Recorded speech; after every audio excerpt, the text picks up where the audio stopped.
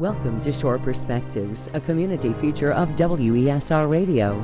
This week is a special episode highlighting the experience of tourists to our area. I'm Linda Burnett. I'm the millionth visitor to the Eastern Shore Visitor Center, and I'm from Independence, Missouri.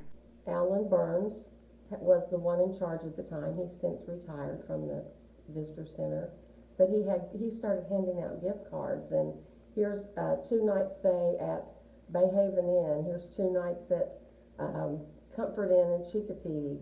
Here's 2 nights in Watchaprig Inn. 2 nights at Bay Creek. And it's like, oh, we have a vacation.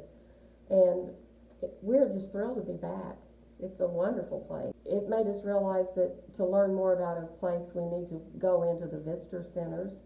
They're very well equipped and knowledgeable people. And they are always interested in giving you information that will help you have a good vacation. What were some of your most memorable moments? I think the most memorable have been when we walked into a space and the proprietor is there and he starts visiting with us. This happened at the Book Bin. We met Philip Wilson. He actually was born in Kansas City.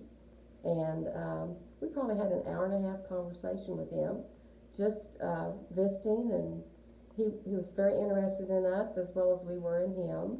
Went to a car place, the lady very knowledgeable about the history, and took us on a wonderful tour.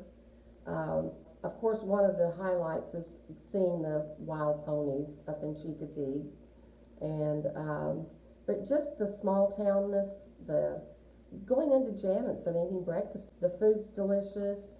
And I talked to almost everybody in the store.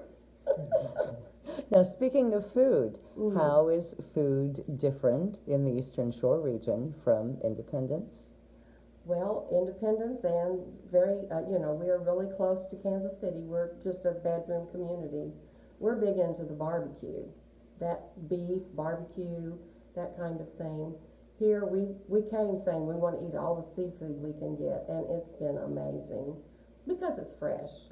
If we get seafood in Kansas City, it's frozen, and it's not the same. So the big difference is just your local fish. We love it.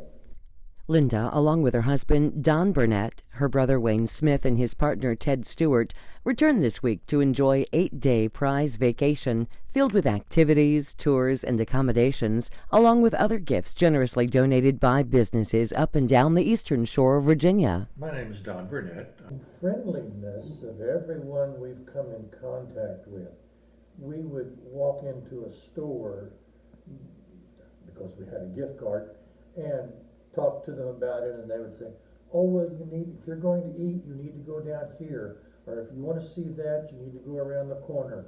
And anything we would ask, they were very friendly, very helpful in giving us any kind of information that we needed.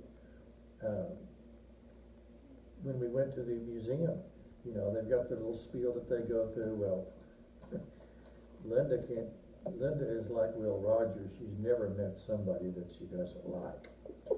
And so she would start a conversation, and we'd be another 30 minutes beyond their program, just talking to us about history and the way things went. And we've learned how Hog Island has now disappeared, and there's nobody living there anymore. It's been fascinating to speak to the people that we've come in contact with, and they have been very interesting, very friendly, very pleasant. Waitresses, just go out of their way. It's been amazing. We've been through the South, Florida, Alabama, Georgia, and yes, they are very friendly, and there's that Southern hospitality, but this is far beyond. This is something we've not encountered before. I'm Wayne Smith, and I'm Linda's brother. Lived in Independence for 41 years. And one thing that we've all said among ourselves is that we just feel like the Eastern Shore have just rolled out the red carpet for us. And Jeff Holland, that is in charge of the bridge tunnel, said, well, what are your interests? And so Ted and I are musicians. We had a music school in Independence, Missouri for 20 some years, and have been church organist for 40 years. And so when he heard that we were church organists, he said, would you like to go to Christ Church and Hunger's Church, which has these really fine pipe organs, and they're very historic churches that date back to like 1623, and the old buildings are just really wonderful to see, just from a historic perspective. And in Christchurch, that organ is a German organ, which we never thought we'd see on the East Shore, Volca organ. And then in Hunger's Church, that organ is a fairly new Holtkamp organ. And so he called the organist, and he called Judge Gordon, who was in charge of having these organs put in on the organ committee. And we got to hear the history of the organ, how they came about, and we got to play them, which was just a great thrill. I'm Ted Stewart, and a couple of perspectives that were interesting to me is first of all the tunnel that Jeff showed us so clearly. But as I reflect back, going through that tunnel was like going through a lens and traveling to another place where we weren't used to be. So it was like discovering a new world here. On one side of that bridge is the big city, which we're used to from Kansas City, and the many things there.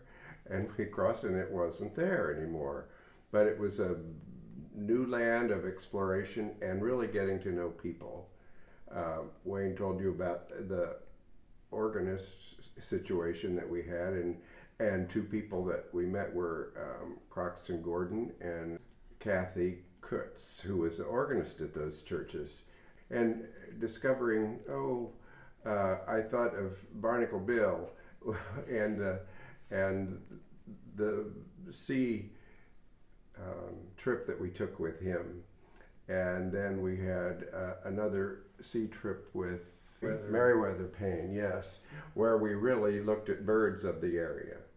So those were all just brand new explorations for us as musicians to explore what the Eastern Shore is and who is here and why they are different from the other side of that tunnel.